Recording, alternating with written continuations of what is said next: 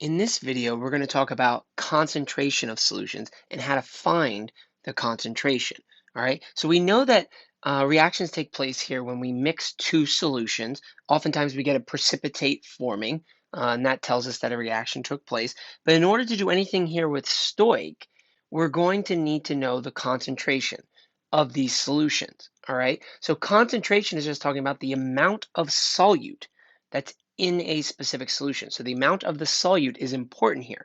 That's going to relate here to this idea of concentration. If you know the concentration, you can do stoichiometry with these things. But there's a few different ways to express concentration, and I'm only really going to show you two of them in this video.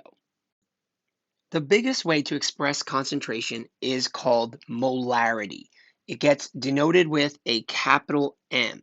All right. Molarity is the moles of solute per liter of solution. You really have to understand what molarity means here in order to be able to do these problems. All right. So anytime you see a capital M, that's the same thing as saying moles of solute over the liters of solution. So when you divide the moles of solute by liters of solution, you get the molarity or the concentration. If a problem just says find the concentration, by default, you just find the molarity here. All right, there are other forms of concentration, but the default one for us is going to be molarity, moles of solute per liter of solution.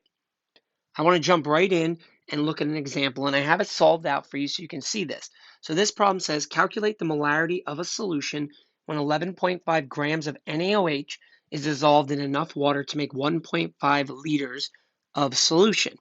All right, so they want to know the molarity. They're telling you, find the molarity.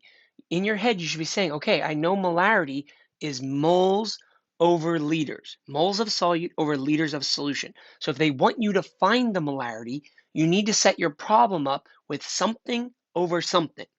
All right. In this problem, I can see that they gave me the grams of NaOH and they gave me the liters of solution.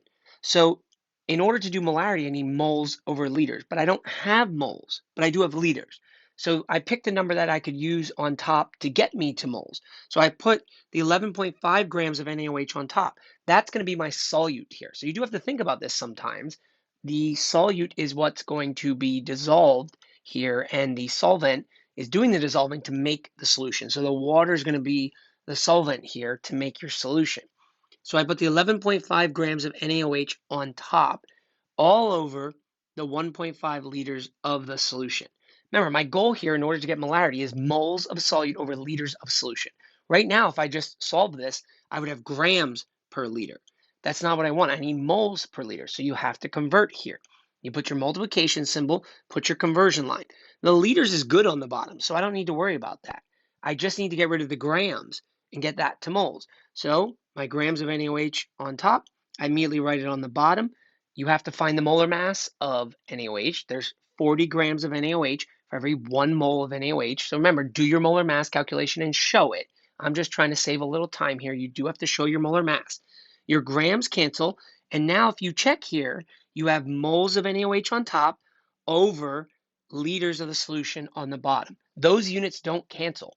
Moles over liters is a definition of molarity. So now you just plug and chug, solve, watch your sig figs, and it comes out to be 0.19 capital M, or 0.19 molar. Because you had moles over liters, that's the same thing as saying capital M. You could write moles divided by liters, but you got to get used to seeing it as capital M. You just need to know that capital M is the same thing as moles over liters. That's molarity. We can try another problem here. So this example says how many liters of 4.0 molar solution can be made using 125 grams of LiBr. So we're trying to figure out how many liters. All right, this problem is not asking us to find the molarity or find the concentration like the previous example.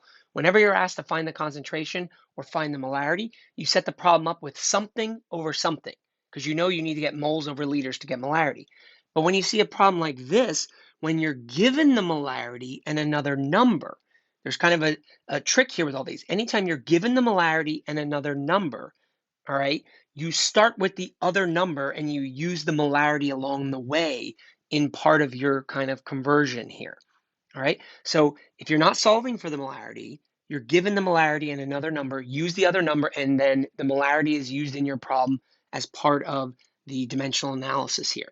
So I'm going to start with not the molarity, the other number, the 125 grams here of the LIBR. The labels are not necessarily super important for the molarity calculations because you're not switching substances. We're not doing Stoich yet. But some problems, I include them if it helps me remember what the substance is. So I have to start with the grams. I have to put my multiplication symbol in my conversion line here. I know the grams of LIBR go on the bottom. Remember, you're going to have to use this molarity number in the problem. Well, molarity is the same thing as moles over liters. So I either have to somehow get these grams to moles, or if you could get the grams to liters, but you can't. You got to get to moles here so that you can use that molarity. Grams would go to moles. So we know for every 1 mole of LIBR, there's going to be a molar mass of this. All right, so this one's pretty easy. We can show this. There's 1 Li times 7 each is 7. There's 1 Br times 80 is going to be 80. And we got 87 grams per mole. So there's 87 grams of LIBR for every 1 mole of LIBR. Now you're in moles.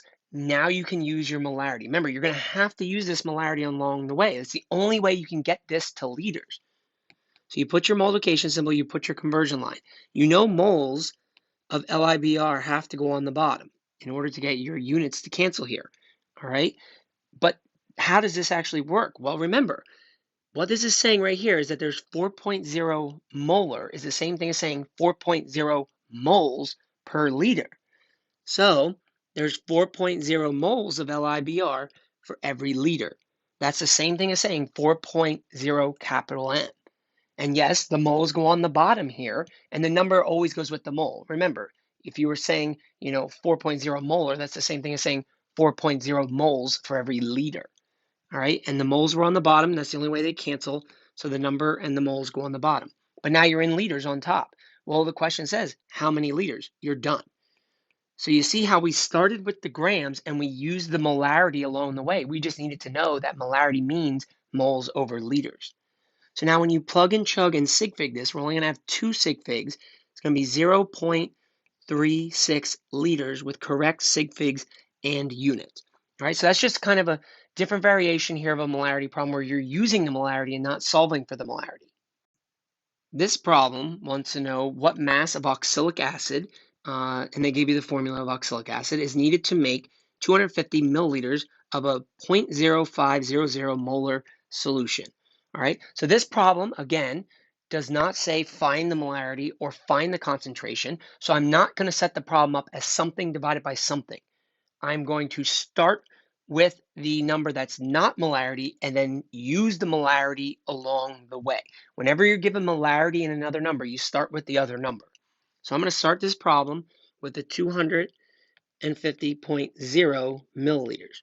All right. I know I'm going to have to use the molarity here. I know molarity means moles over liters. So I have to convert these milliliters to something that can get me to one of those units, either moles or liters. Well, if you're ever starting with milliliters, you know milliliters have to go on the bottom. The only thing you can get milliliters to here that you can use is liters. We know that there's 1,000 milliliters for every 1 liter. Now that you're in liters, now you can use your molarity. We know that the liter has to go on the bottom in order for them to cancel. And we know from the problem here that there's 0.0500 moles for every liter. Okay, by writing 0.0500 moles over liter, that's the same thing as saying 0.0500 capital M, because capital M means moles over liters.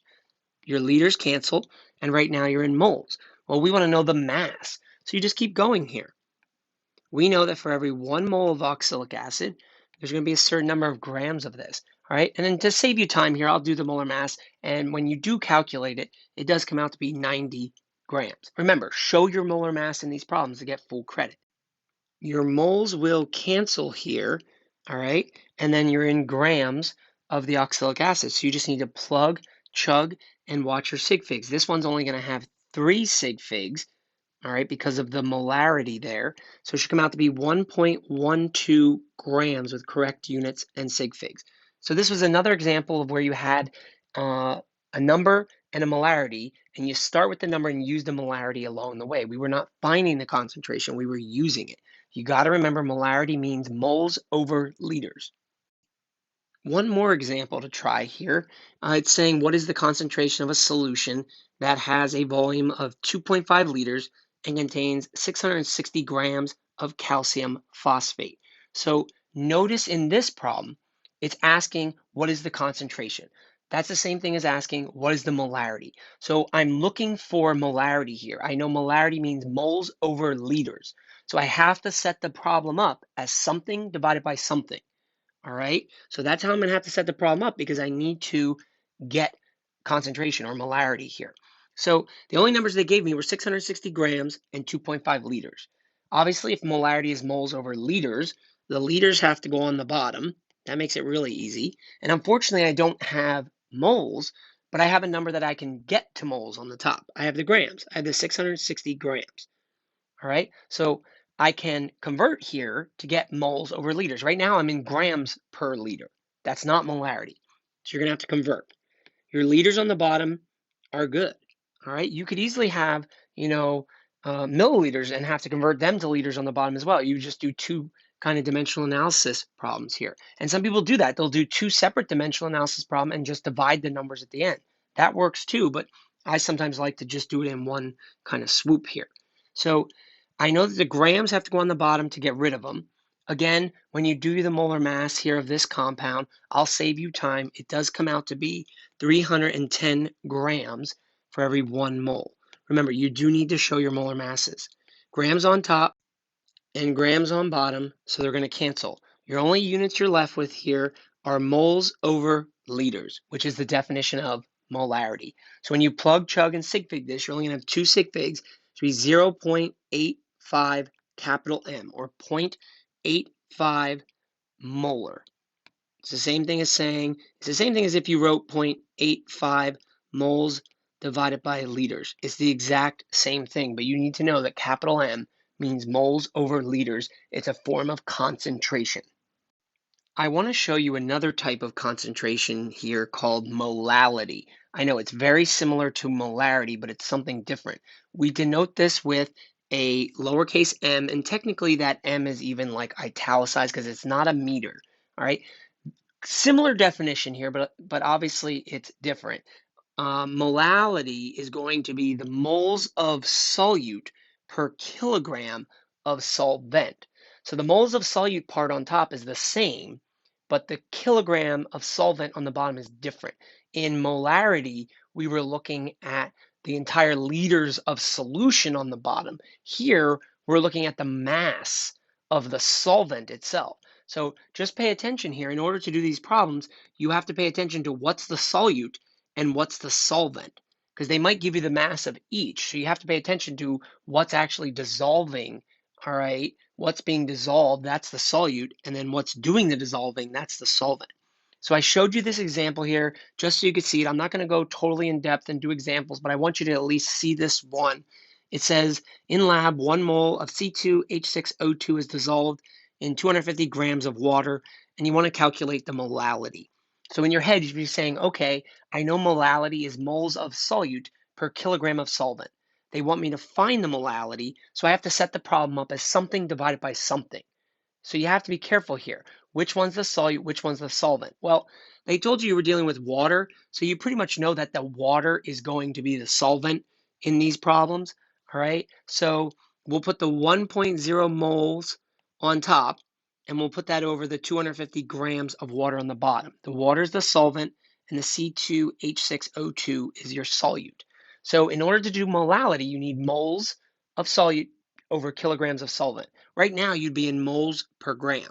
So the moles are good. You just need to get the grams on the bottom to become kilograms. So you put your multiplication symbol, you put your conversion line. All right, we want to cancel a unit that's on the bottom, so we write it on the top. All right, so grams of water on top. In order to get the kilograms, we know there's 1,000 grams for every 1 kilogram. So when your grams cancel, your only units that are left are moles over kilograms. And that's the definition of molality. So when you calculate this in sig fig, you get 4.0 little m. It's the same thing as saying 4.0 molal. I know that sounds weird, but that's molality. This is used in some different types of problems. Typically, molarity is the big form of concentration that we use, but I just wanted you to at least see molality here and know what it means. Let's look at an example here involving molality.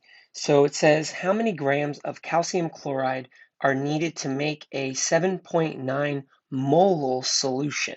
All right, so the first thing we need to realize is here, the only thing we're given in this problem is the molality, and we are looking for the number of grams. So just so we're clear here, when we see 7.9 molal written, okay, that's the same thing as saying 7.9 moles of the solute all over a kilogram of solvent.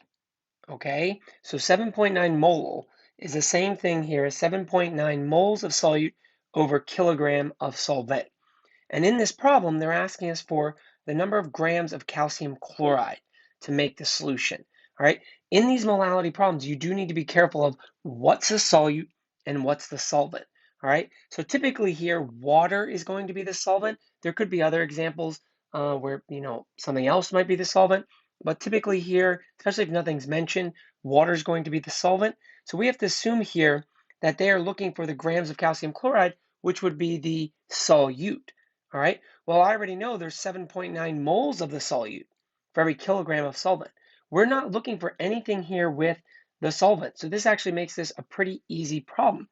I know I have 7.9 moles of the solute, which is the calcium chloride. So if I want to know how many grams I have of that, that's a pretty simple problem here. We know for every 1 mole of calcium chloride, when you do your molar mass, should be 110.98 grams. Moles cancel, and you'd be in grams of the calcium chloride because that is your solute. So when you plug and chug this with correct sig figs, it should come out to be 880 grams. All right, so that was a pretty simple problem involving molality, just having to realize here what's the solute, what's the solvent, and you do need to know what molality means. Let's try another example here. This one wants to know how many grams of water are required to dissolve 173 grams of potassium nitrate to make a 2.25 molal solution. All right, so if you notice in this problem, we're trying to find the grams of water, and all that we're given is the grams of KNO3, which is going to be the solute here, and water is going to be the solvent, and then they gave me the molality. All right, so this is just like molarity problems in that if you're given, a number and the molality, you're going to start with the other number and use the molality along the way in your problem. All right, so I have to start this with the 173 grams here of the KNO3. Realize here that's your solute. Okay, so in order to use the molality, which is moles of solute over kilograms of solvent, I'm going to have to get the grams to moles here. So I know that for every 1 mole of the KNO3, when you do your molar mass, there's going to be 101.11 grams, all right, for every 1 mole. Grams cancel, now you're in moles. Realize here, you're in moles of the KNO3, which is your solute. So we know, all right, based on what they gave us in the problem here, that there's 2.25 moles of the solute, the KNO3, for every kilogram of the solvent. All right, that's the same thing as saying 2.25 mole. All right, there's 2.25 moles of the solute for every kilogram of solvent. Your moles of the solute cancel, and it could even be helpful to write the word solute there if you want to make sure you're paying attention and you're dealing with the right substance and whatnot. So that's fine. But now we've switched to kilograms of the solvent. And notice they're asking us how many grams of the water, which is the solvent. So we've kind of switched over to the solvent now. We just got to get it to grams. So we know for every kilogram, there's 1,000 grams. Kilograms cancel, and now you're in grams of your solvent, which is the water, which is what we wanted. So when you plug and chug this with correct sig figs, we need 3 sig figs. So you're going to need 760 decimal point grams. That'll get you correct sig figs and units.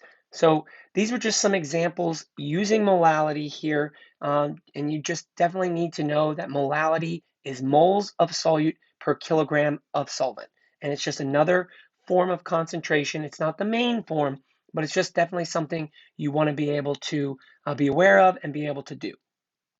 Now we want to look at this idea of mole fraction. We saw this before when we were doing gas problems, but now we can kind of apply this to solutions, and it is a little bit different. But basically, all you're going to do is take the number of moles of one of your substances, either the solute or the solvent, and you're going to put it over the total moles. There'll be no units with this, all right? And this is just a way to kind of see, you know, how much one of the substances, either the solute or solvent, compared to the entire moles of the solute plus the solvent here. So if we look at an example, I think this is easier just to do with an example. So he says we have a solution consists of 1.0 grams of sodium chloride mixed with 99 grams of H2O, and we want to know the mole fraction of the solute. Be careful. The problem could say, what's the mole fraction of each? But in this problem, it just says, what's the mole fraction of the solute? So you only have to do the mole fraction of the solute. You don't have to do it for the solvent as well. But in order to do the mole fraction, you need the moles of the solute over the total moles. And right now, all we have are grams of the sodium chloride and grams of the water. So the first thing you need to do is you need to realize sodium chloride is going to be the solute. It's going to be dissolving in the water, so the water is the solvent. So we need moles of each. So we're going to have to convert to moles here. So we have 1.0 grams of the sodium chloride. All right, when you get the molar mass, there's 58.44 grams for every 1 mole. Grams cancel here, and now you're in moles. So we actually have 0.017 moles of the sodium chloride here. And just again, for reference, that's your solute. That's the one we care about for the mole fraction. But we have to get the moles of the solvent here, of the water as well. Well, they told us there was 99 grams of water here. All right, so we're going to do the molar mass of water. There's 18.016 grams for every 1 mole. Grams cancel, so now you'd be in moles of the water here. And that comes out to be 5.50 moles of the water with correct sig figs. All right, so now you have the moles of the solute, moles of the solvent. In order to do mole fraction, though, you need the total moles. So you're just going to need to total these up. Remember, pay attention to your sig figs when you're adding or subtracting. You use least number of decimal places. So this is going to come out to be 5.52 moles total here. All right, so now we're ready to find our mole fraction. And we only need to do this of the solute. So I just need the moles of the solute, which was the NaCl, pay attention to which is which, all over the total moles. All right, it's that simple. So 0.017 all over 5.52. Remember, this is not going to have any units. The moles would cancel. All right, so when you do this with correct sig figs, it comes out to be 0.0031. All right, so that would be the mole fraction here of the solute. You could easily do this for the solvent as well, but it did not ask us for that, so you don't have to do that. Sometimes it might ask for both, sometimes it might ask for one of them, so just pay attention to the problem. So that's a pretty basic example of how you would do mole fraction. You just need the moles of one over the total moles and divide them, and that's it. There are some other ways to express concentration here. You could do concentration by mass percent or volume percent. All right, so the basic gist, the way you would do this is if you were doing mass percent, you just take the grams of the solute over the grams of the entire solution times 100. And if you were doing it by a volume percent, you would just take like the milliliters of the solute over the milliliters of solution times 100. So you just got to be careful here and make sure that you're using the entire solution on the bottom, not just the solvent. So if you look at this example, it says, what is the percent concentration of 70 grams of NaCl dissolved in 350 grams of water? Again, realizing here the NaCl is your solute and the water is your solvent. All right, so in order to do a percent concentration, you need the grams of the solute over the grams of the solution times 100. So if we look at this, the grams of the solute, the NaCl, is 70 over the grams of the solution. Be careful here. You have to add up the solute plus the solvent because that gives you the total grams of solution. If they gave you the grams of the solution, great, you would just use that. But in this case, they gave you the grams of the solute and the grams of the solvent, so you have to add them. And then you just times by 100, and you get about 16.7% here. All right, so that's doing a concentration using mass percent. Pretty easy, just be careful. Make sure you have the grams of the entire solution on the bottom. Another form of concentration is parts per million. This is oftentimes very useful when doing, certain water tests, when you can have a certain level of a chemical in the water, like a very, very small amount of it. You can use parts per million. It's very similar to the mass percent here. It's just that you're using grams of the solute over grams of solution again, but this time you're timesing it by 10 to the 6th instead of 100. So if we look at our example, we have a 2.5 gram sample of groundwater found to contain 5.4 times 10 to the minus 6 grams of zinc 2 plus. And we want to know the concentration of the zinc 2 plus in parts per million. So we just need to do the grams of the solute over the grams of the whole solution times 10 to the 6th. So the solute in this case, what we're looking at is the zinc 2 plus. So you just take the grams of the zinc 2 plus, put it over the entire solution here, and based on the wording here, they're telling us our sample is 2.5 grams. All right, so that's our entire solution. All right, so your grams of your solute over the grams of the entire solution times 10 to the 6th.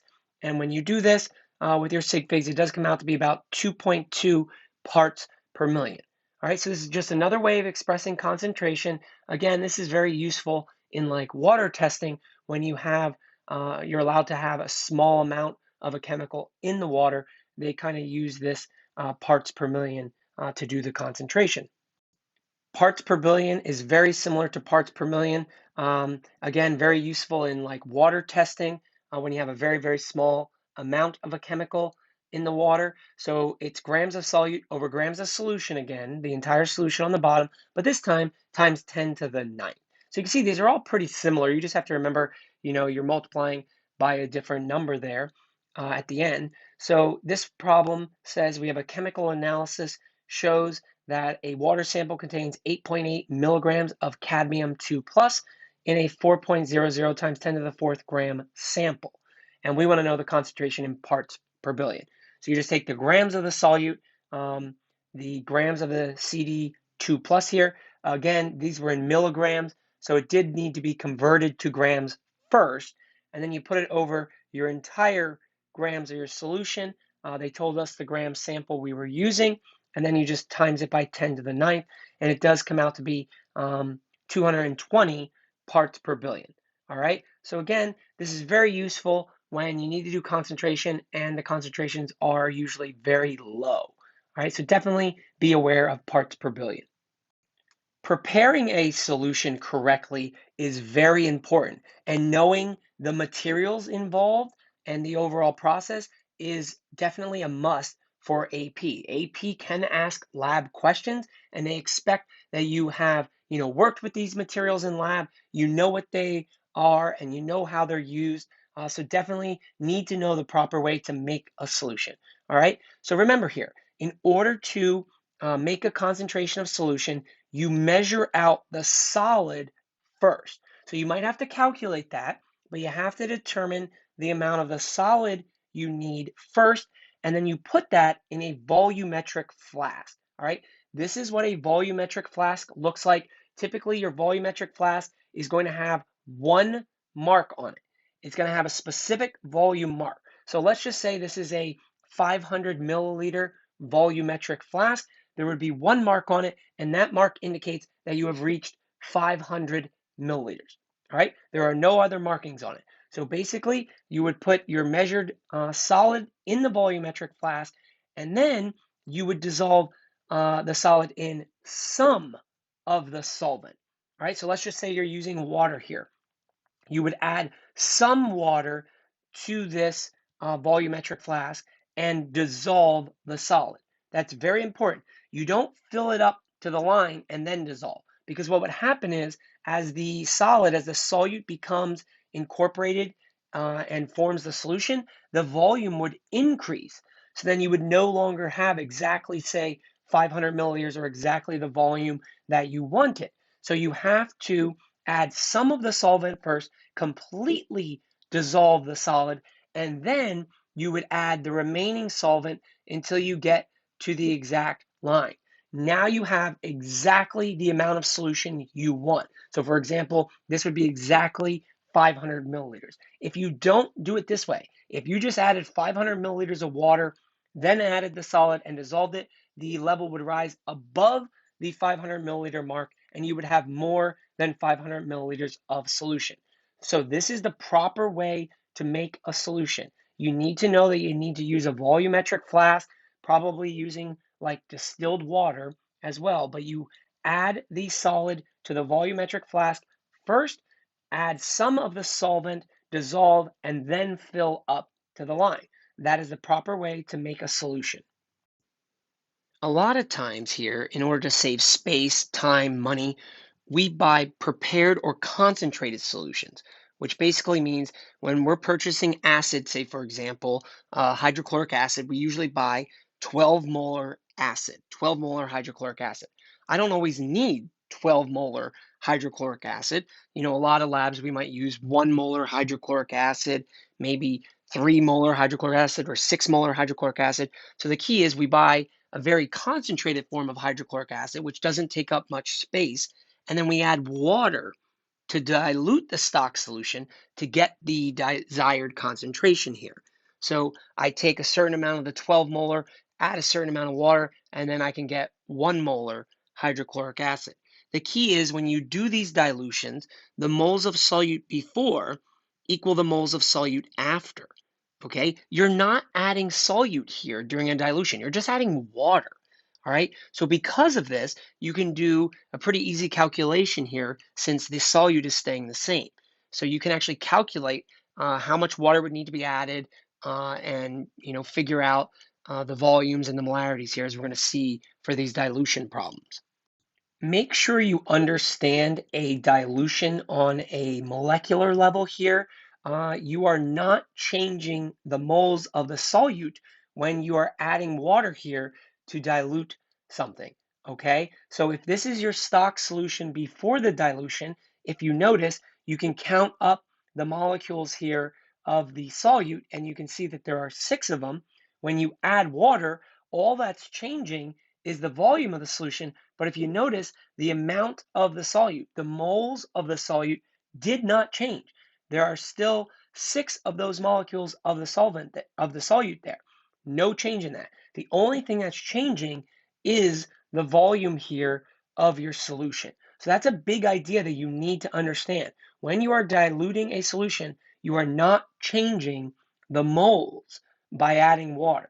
Okay, you're only changing the volume of the solution. So the moles of the solute are staying the same in a dilution. In order to do a dilution, you're going to use this simple equation right here. MV equals MV.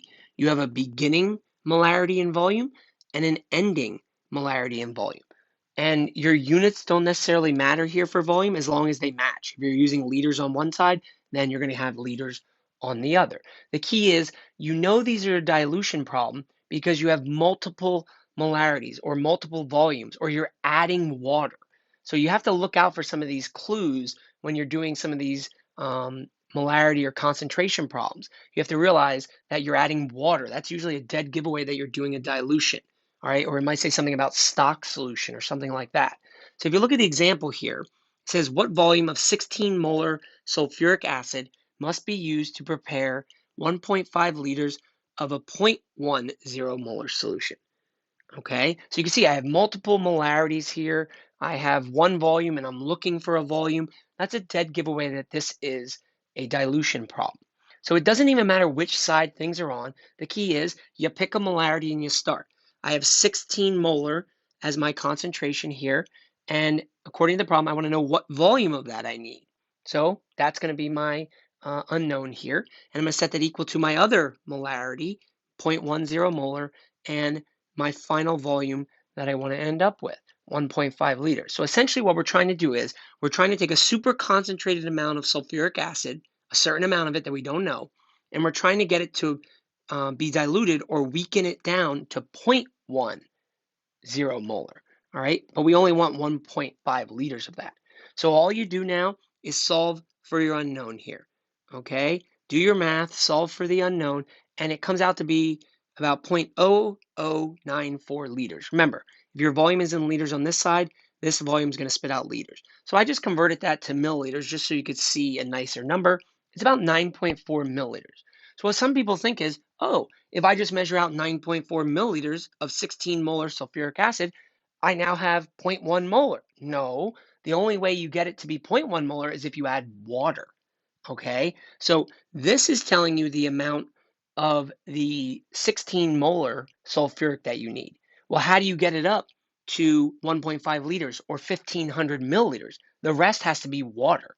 Okay, so essentially, if you take 9.4 milliliters of the super concentrated sulfuric and you add to that 1490.6 milliliters of water, that will give you your total of 1.5 liters or 1500 milliliters, and then that will dilute 16 molar down to 0.1 molar.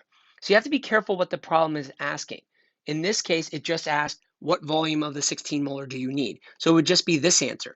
But if the problem said how much water do you need to add, it would be this answer. So you got to be very careful in these dilution problems and just make sure you pay attention to what the problem is asking. I want you to try another example here on your own just to make sure you can do this. Dilutions are a big part of lab. You can definitely see them in problems, so I want to make sure you can do them. So read through this problem, try it, do it on your own, and then rejoin the video and see how you did. I'll have it completely solved for you, but I want you to try this. So pause the video right now and try this problem. Okay, so hopefully this is the answer you got. Again, this is an M1V1 equals M2V2 problem. You know that because they're asking how many milliliters of water you need. Again, you have to be careful with these dilutions.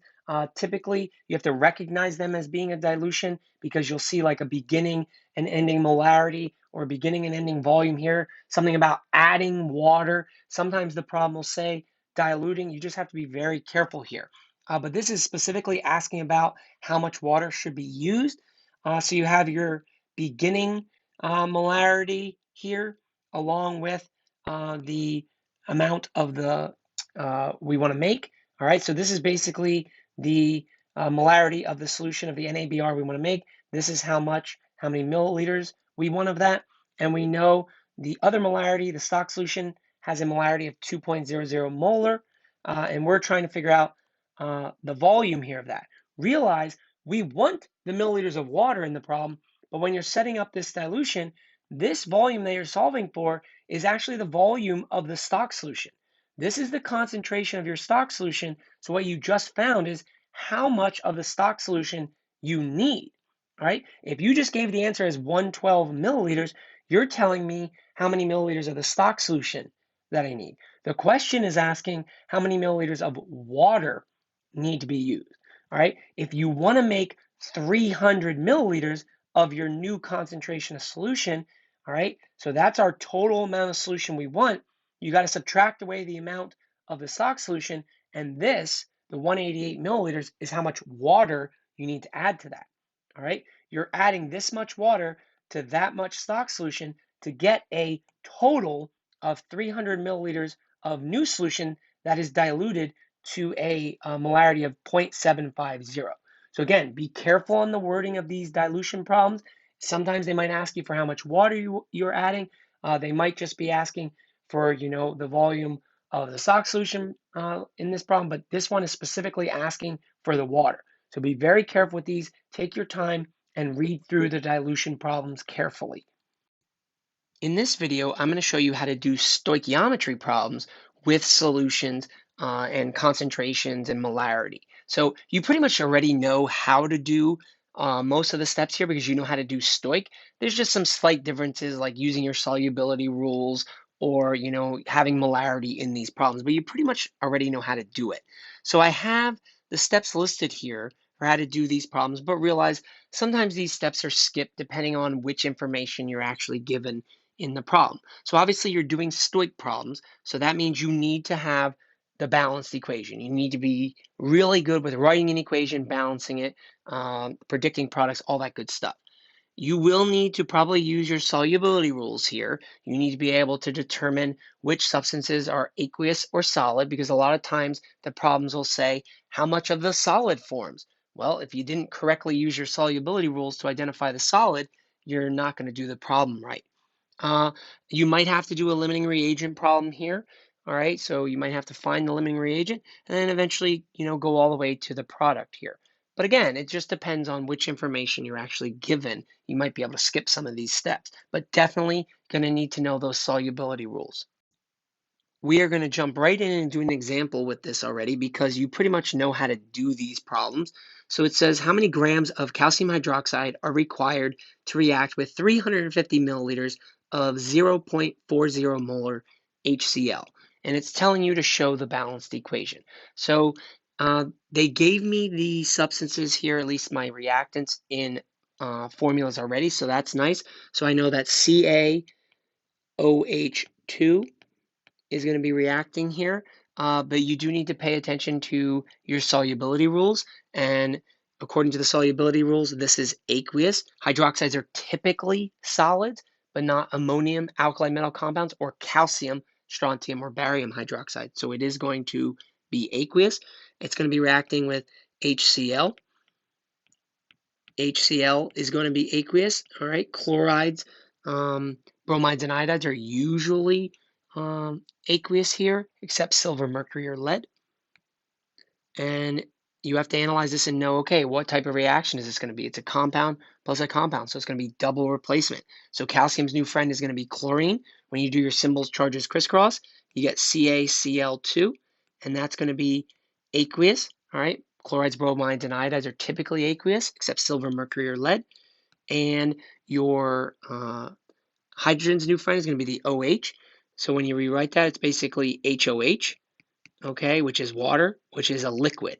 All right, so that's very similar to like having a solid, like this reaction happens essentially because the liquid water forms. You just need to make sure it's balanced. So you're going to need a 2 in front of the HCl, a 2 in front of the water, and then it should be good to go. All right, so now you need to look at this problem and see what's going on.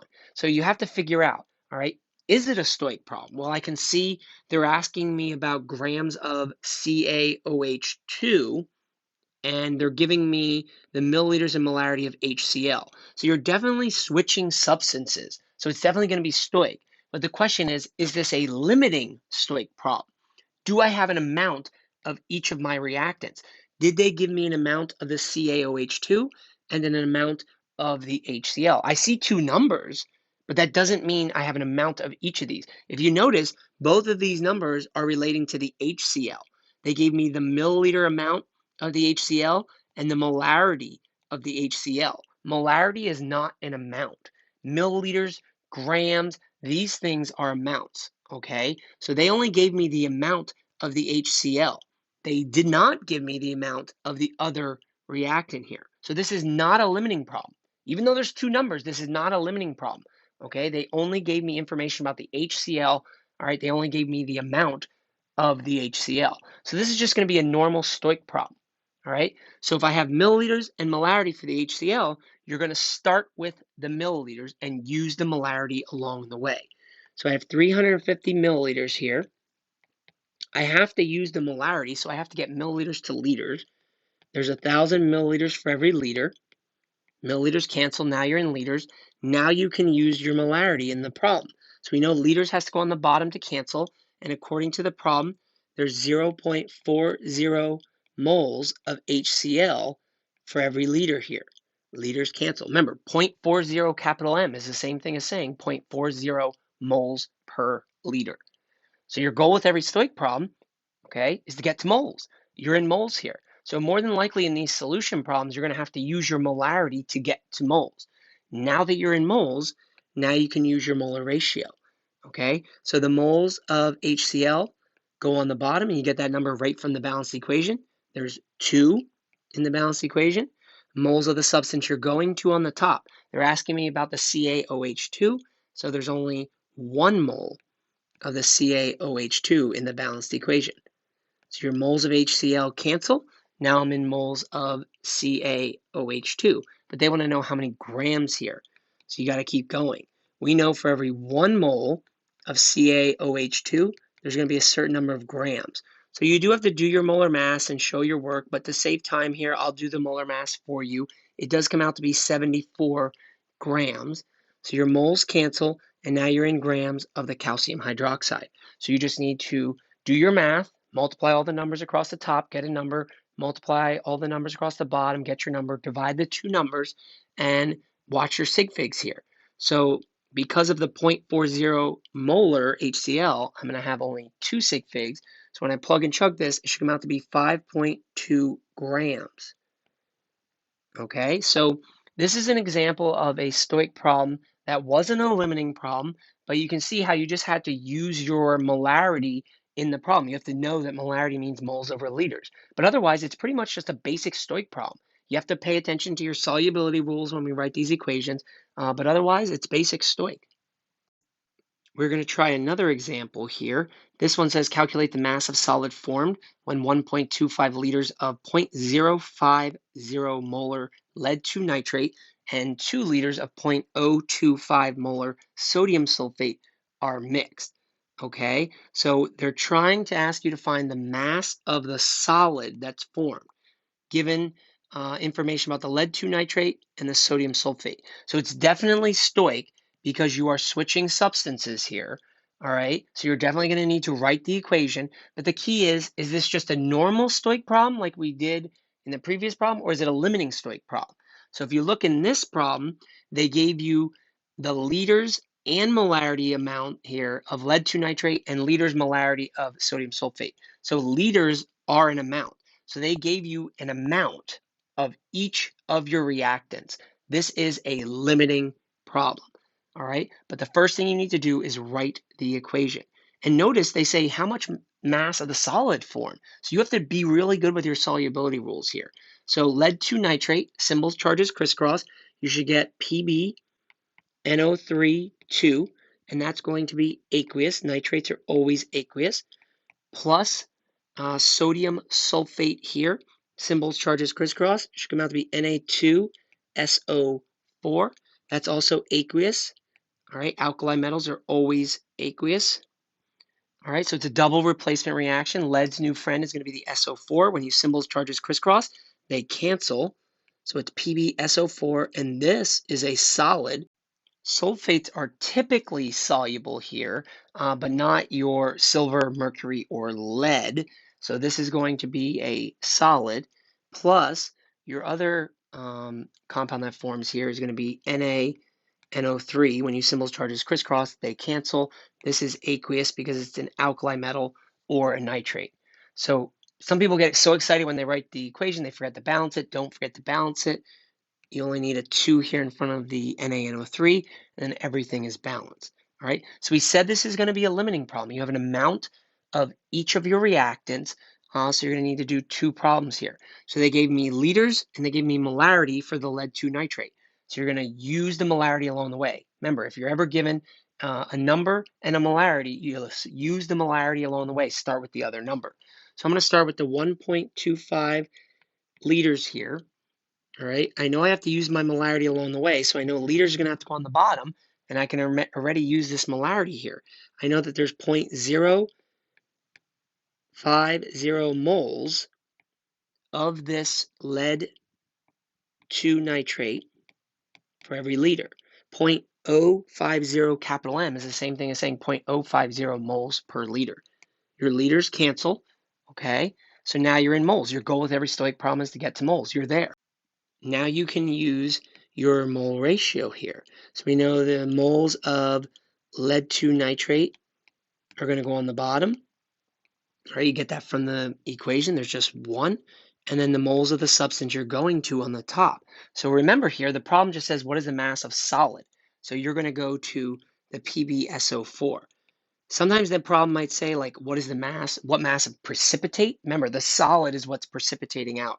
Okay, so this is just going to be 1 as well. So your moles cancel. Now you're in moles of PbSO4. Remember, your substances are important here because this is Stoich. You're switching substances. So they do want to know the mass, so you keep going. For every 1 mole of PbSO4, again, you would want to show your work here for the molar mass, but to save time, I did it already. It's going to be 303 grams for every 1 mole. All right? So when you plug and chug this in sig fig, it comes out to be 19 grams. Remember, this could be your answer. It might not be. You have to do your other problem yet. So I did sig fig it and put units just in case. So now I need to try this with the sodium sulfate. But I have my basic roadmap here. I kind of know what I'm doing. I have liters. I have molarity. I'm going to use the molarity along the way. So it's 2.0 liters. All right, so already I'm ready to use the molarity here. It's 0.025 moles of the Na2SO4 for every liter. Liters cancel, now you're in moles. Your goal with every Stoic problem is to get to moles. So now you're ready to use your molar ratio. So we know the moles of the Na2SO4 go on the bottom. You get this from the balanced equation. There's no number in front, so it's just 1. And then you're at the point where you just get to floor it, Harold. It repeats from above. So if you did it right in the problem above, you can kind of save yourself a little time here. You got to go to the same substance, all right, the PbSO4, in order to compare them to figure out how much would actually form here. All right, so now when you plug and chug this with sig figs, it comes out to be 15 grams. So remember, this is a limiting problem, so you did your 2 Stoich problems. The lower of the 2 is the amount that forms. So that's how much you get 15 grams here of the solid forming. All right, so now you know that the sodium sulfate would be your limiting and the lead 2 nitrate would be excess. It did not ask that in this problem, but you do know that information. So this is just showing you how to do a limiting problem with molarity involved. I want to show you a more fun problem here involving solutions and stoichiometry. Half of this problem is very similar to problems we've already done here in this video. It's just that the last part kind of is a little different and it gets people a little bit confused. So it definitely is a longer problem. It's going to take some time to do this. I always recommend, as we're doing these problems, leave yourself little notes about what you did at certain steps so that you can remember why you did something if maybe it's different. But usually the first, first half of this is pretty much similar to other examples we've done. So you might not need many notes and stuff there. It's when we get to this stuff that's a little bit different. So if we look at this problem, it says we have 625 milliliters of 0.350 molar aluminum chloride mixed with 245 milliliters of 0.950 molar sodium sulfide. We want to know how many grams of the precipitate will form. All right. And then there's this and what is the concentration of each ion of the excess reagent that remains in solution after the reaction? So this last part here in the problem is the different part. Okay. So we're just going to focus on the first part and then we'll work our way through the problem. So if you notice here, they're asking how many grams of the precipitate will form if you're given an amount of aluminum chloride and sodium sulfide. So you know it's definitely Stoich because you switched substances. And it's also going to be a limiting Stoich problem because they gave you an amount of each of the reactants. They gave you a milliliter amount of the aluminum chloride and they gave you a milliliter amount of the sodium sulfide. So that makes this a limiting problem. Remember, molarity is not an amount, but milliliters, grams, these are amounts of things. So we definitely have a limiting problem here. So we're going to need to write our balanced equation. So we have aluminum chloride here, symbols, charges, crisscross. It's going to be AlCl3. And you do need to pay attention to your solubility because it is asking you here how much of the precipitate will form. So this is going to be aqueous, as most chlorides are. Remember, know your solubility rules. Plus sodium sulfide, symbols, charges, crisscross. It's going to be Na2S. All right, this is also aqueous because we got our alkali metal there. It's going to be a compound plus a compound, which is double replacement. So aluminum's new friend is sulfur. When you symbols, charges, crisscross, it's Al2S3. This is going to be solid. Sulfides are typically solids, except ammonium or alkali metals. Aluminum is not ammonium or an alkali metal, so it is solid. Plus, sodium's new friend is going to be Cl. When you symbols, charges, crisscross, it's NaCl, and it's aqueous because sodium is an alkali metal. Remember, don't get so excited because you wrote the equation. Don't forget to balance it. All right, so when you do balance it, you should have a 2 in front of the AlCl3, 3 in front of the Na2S, and then a 6 in front of the NaCl. All right, so that makes the equation balanced and ready to go. So we already know this is going to be a limiting problem, so I have to do two problems here. I have milliliters and molarity for the aluminum chloride. I'll start with the milliliters, use the molarity along the way. So I have 625 milliliters. In order to use the molarity, which is moles over liters, I got to get milliliters to liters here. So there's 1,000 milliliters for every liter. Okay, now you're in liters. So you know liters needs to go on the bottom to cancel. According to this, there's 0.350 moles of the AlCl3 for every liter. Liters cancel. Now you're in moles. Your goal with every Stoich problem is to get to moles. You're there. Now you can use your mole ratio.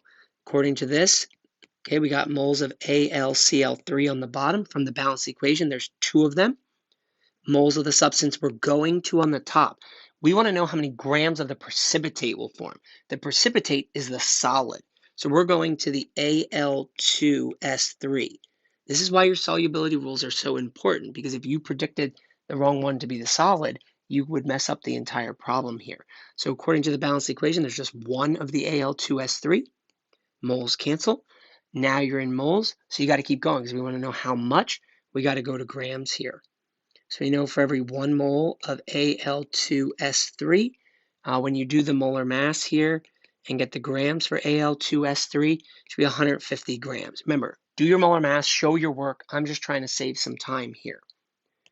When you plug, chug, and sig fig this, it should come out to be 16.4 grams. Okay, so that's for the first reactant, but you got to do this for the other reactant. Again, you kind of have your roadmap here, so you kind of know what you're going to do. You have milliliters, you have molarity for the sodium sulfide. Start with the milliliters, use the molarity along the way. So I have my 245 milliliters here.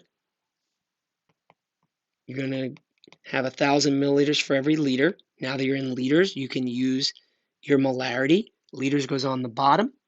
Okay, according to this, there's 0.950 moles of the sodium sulfide, Na2S, for every liter. Liters cancel, now you're in moles. Your goal with every Stoich problem is to get to moles.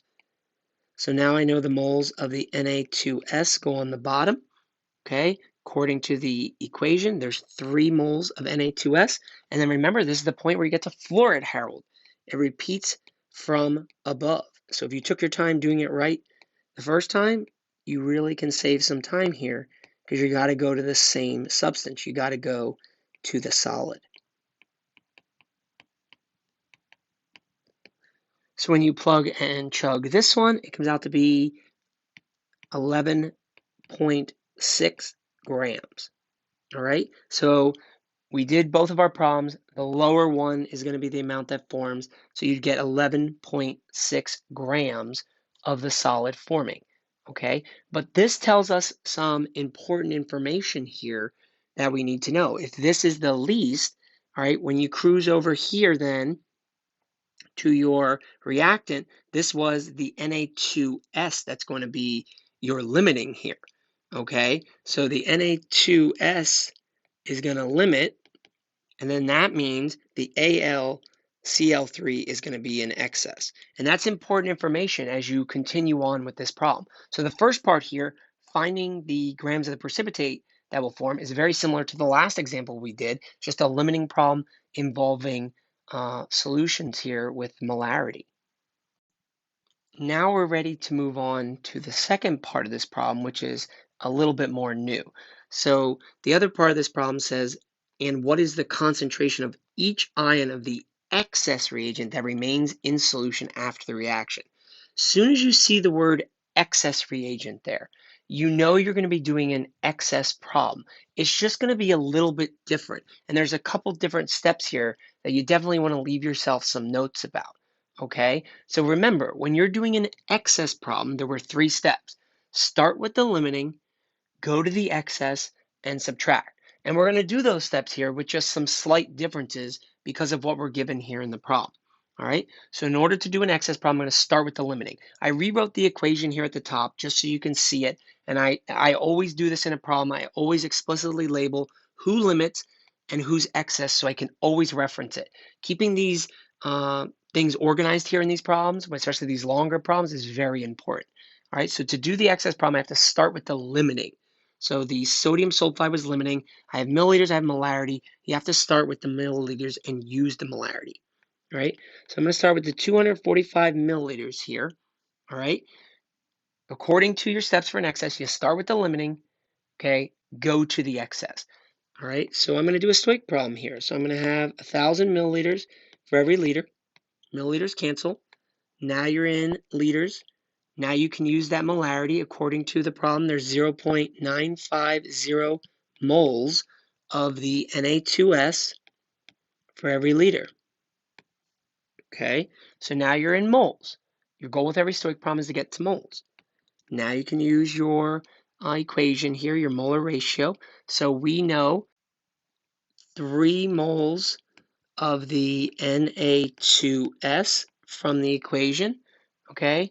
And this time, remember, the steps in an excess problem, start with the limiting, go to the excess. So we're not going to the solid this time.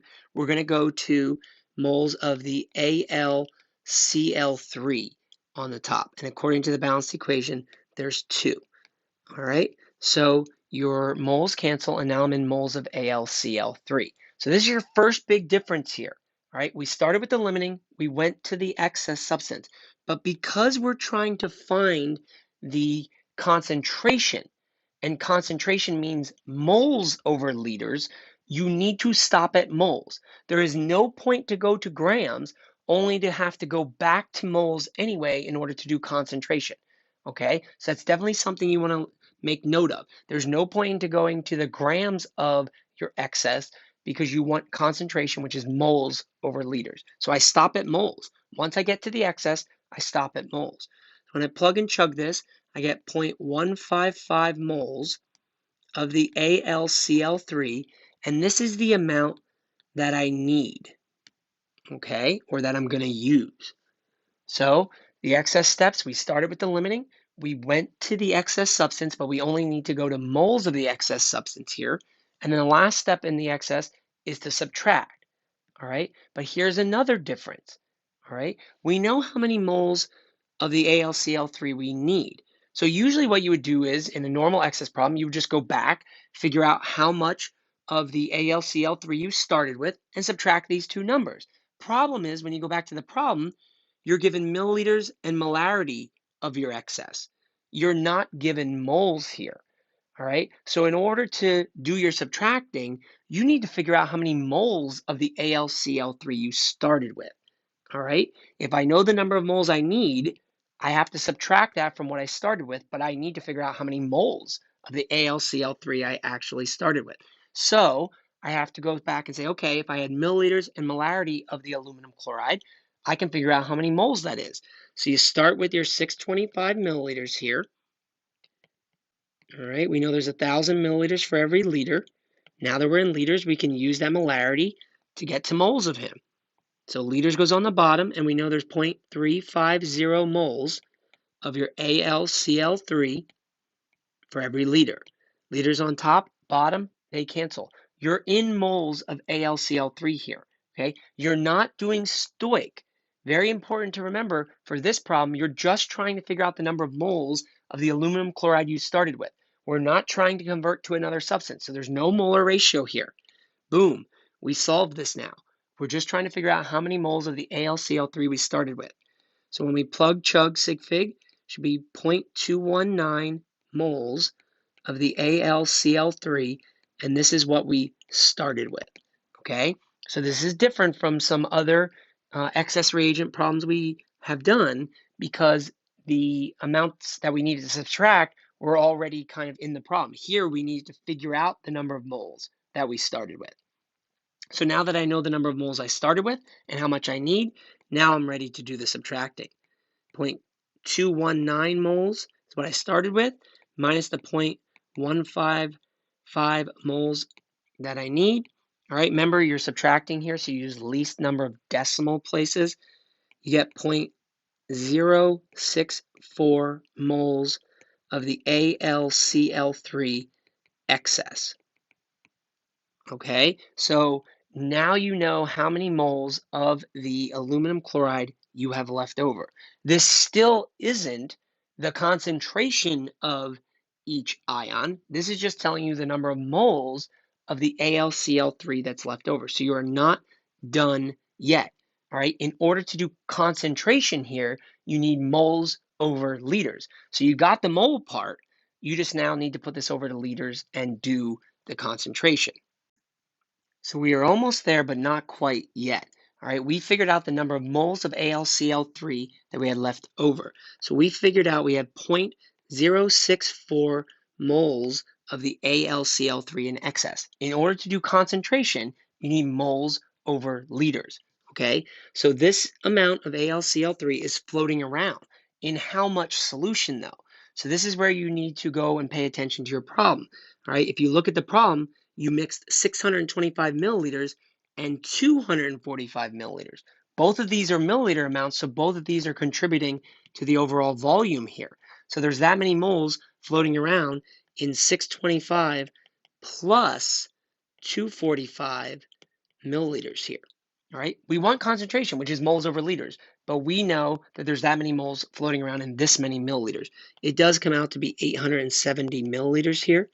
All right, but we have to add them both together because both of these reactants were in solution form already. If one of them was in a gram form, we don't need to worry about that one and we wouldn't need to add, but both of them were in milliliters, so they have to be added together. So again, right now, if you solve this, you'd be in moles per milliliter, not moles per liter. We want concentration, which is moles per liter. So we got to get rid of these milliliters here. So if you have milliliters on the bottom and you want to get rid of them, they have to go on the top. So we know there's 1,000 milliliters for every liter. Your milliliters cancel. Now your units would be moles over liters. All right. So when you plug and chug this with sig figs now, you get 0.074 molar. But this is the concentration. We use brackets here to represent concentration. This is the concentration of the AlCl3. Okay, if you look at the problem, we want to know the concentration of each ion here. Okay, we just found the concentration of the entire substance, the AlCl3. So we're still not done, right? This is where your understanding of the solubility and understanding of dissociation come into effect. So if you look at the AlCl3 here in the balanced equation, we can see that it's aqueous. All right, so if the AlCl3 is floating around in solution, it's going to dissociate into its ions. It's not actually AlCl3. It's going to break apart into its plus and minus. So you have to sit here and say, okay, what is that actually going to break apart into? When AlCl3 rips apart, it's going to break up into Al3 plus, that would be your cation, and it's going to break up into 3 Cl minuses. You need 3 Cl minus for every one of the entire compound, but you only need one of the Al3 plus for the entire compound. Okay, so it's a 1-to-1 ratio between the compound and the aluminum 3 plus, but it's a 1-to-3 ratio between the compound and the Cl minus. So you're almost there. So we want to know the concentration of each of these ions. So the concentration of the Al3 plus, we use brackets to represent concentration. Because it's a 1-to-1 ratio, if the concentration of the compound is 0.074 molar, the concentration of the aluminum is 0.074 molar. All right. But then when we do the concentration of the Cl minus, this is the other ion here. All right. It's not 1-to-1. It's 1-to-3.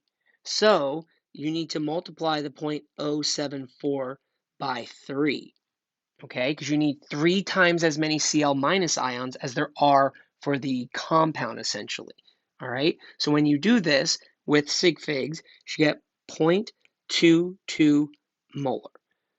All right, so these would be your concentrations here of each of your ions that are remaining uh, after this reaction is taking place. So notice you had to do a lot of different steps. Okay, you had to pay attention that you needed moles over liters. You had to realize that that was the concentration of the excess substance itself. You had to pay attention to the fact of solubility rules and dissociation, how many of each of these ions were involved. So this is definitely a problem that requires a lot of thinking, and definitely need to go back through and maybe watch the video and try the problem and try some other examples as well.